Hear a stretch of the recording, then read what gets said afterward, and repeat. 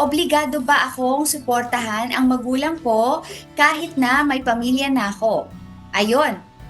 Ah, Nilagay na natin, oo, actually, Attorney Joey. Pero oo. may order of Mm-mm. preference Discuss nga, Attorney natin. Joey. Mm-mm. Ayun. Go ahead, Attorney Eb. Ayun, may order of preference. Sorry, medyo may konting delay mga kasambahay ha. So kagaya ng sinabi namin kanina ni Attorney Joey, di ba naka-enumerate kasi siya sa family code. So yun yung uunahin. So halimbawa, mas kailangan mo nang suportahan yung spouse, and then syempre yung mga anak, Attorney Joey, and then yung magulang. So in that order po, kasi syempre kung halimbawa, lalo na kung minor de edad, mas uunahin po na suportahan ng magulang ang kanilang mga anak, di ba?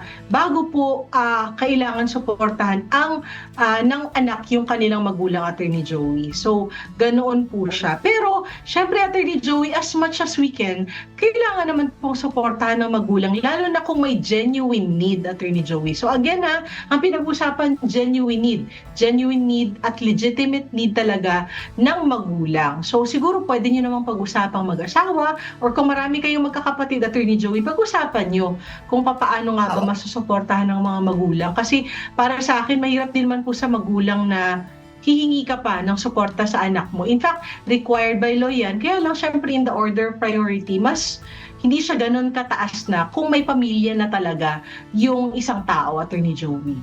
Oo. And in consideration always of the capacity of the one that gives the support.